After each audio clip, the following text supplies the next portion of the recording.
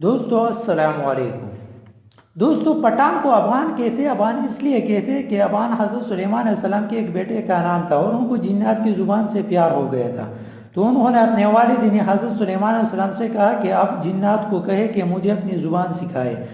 سلیمان علیہ السلام نے اپنے بیٹے کی درخواست قبول کی اور جنات کو حکم دیا کہ افغان کو جنات کی زبان سکھایا جائے۔ وہ زبان بعد میں پختون کے نام سے پہچانی گئی۔ پٹھان کی اصلیت اور قومیت کے بارے میں جو دلائل ہے وہ یہ کہ پٹھان حضرت ابراہیم علیہ السلام کی اولاد میں سے ہے اور حضرت اسحاق علیہ السلام کی اولاد اور قومیت سے بنی اسرائیل ہے۔ انگریز مرخین لکھتے ہیں کہ پٹھان قوم ارجینا کے ایک حصے میں رہتے تھے اور ارجینا کے لوگوں کا دعویٰ ہے کہ افغان قوم ہم میں سے، کیونکہ البانی کے افغان جو بعد میں افغان بنے ارجینا سے ہندوستان کی طرف چل پڑے۔ اور بعض مرخین لکھتے ہیں کہ اسرائیل قبائلی بہت تکالیف اور مصیبتوں کے بعد افغانستان میں آباد ہوئے۔ جب حضور اکرم صلی اللہ علیہ وسلم نے اسلام کی تبلیغ شروع کی اور لوگ جوک در جوک اسلام داخل ہونے لگے تو اس وقت پٹھان قوم کا سردار، جس کا نام قیس عبدالرشید تھا، اپنے پورے خاندان کے ساتھ محمد صلی اللہ علیہ وسلم کے حضور میں حاضر ہوا، محمد صلی اللہ علیہ وسلم کے ہاتھ میں بیعت کر کے مسلمان ہو گیا۔ اس لیے دنیا بھر میں جہاں بھی پختون ہوں گے وہ مسلمان ہوں گے۔ دنیا میں پختون واحد قوم ہے جس میں اسلام کے بغیر کوئی مذہب نہیں۔ اگر پختون سے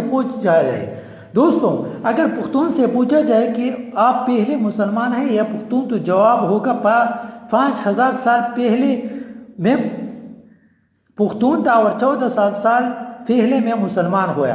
دوستو اب سوال ہے کہ افغان قوم کو پٹھان کیوں کہا جاتا ہے؟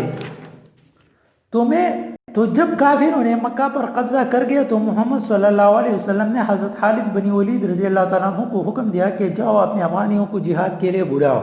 خالد بن ولید افغانستان چلے گئے اور افغان سردار قیس عبدالرشید کی حضور کا پیغام ارسال کیا۔ قیس عبدالرشید کی قیادت میں لشکر مکہ مکرمہ کی طرف روانہ ہوا۔ شام کو صحابہ کرام نے حضور صلی اللہ علیہ وسلم کو خوشخبری سنائی کہ افغانی لشکر آتے ہی کافروں کا قتل عام شروع کر دیا اور تمام کافروں کا خاتمہ کر دیا اور مکہ مکرمہ کو افغانیوں نے فتح کر لیا۔ تو اس لمحہ حضور صلی اللہ علیہ وسلم کی زبان پہ یہ الفاظ آئے، پٹھان۔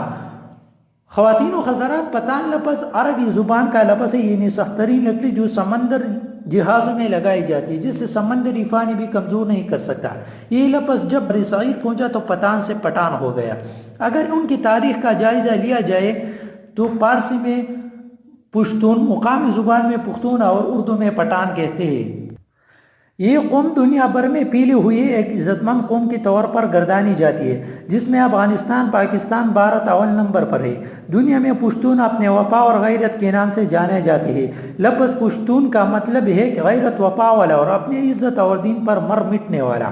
پشتون قیام پاکستان میں بھی حصہ لے، یعنی بعض مرخین کے مطابق پٹھان یونانی نسل سے ہے اور بعض کے نزدیک قیس عبدالرشید کی اولاد ہے، جبکہ تیسرے نظریے کے مطابق ان کا تعلق بنی اسرائیل کی گمشدہ قبائل سے ہے۔ خود قیس عبدالرشید کی اولاد سمجھنے والوں کا نظریہ یہ ہے کہ مکہ میں قیام کے دوران حضرت خالد بن ولید رضی اللہ تعالیٰ عنہ نے اپنے صاحبزادی ان کی نکاح میں دے دی تھی۔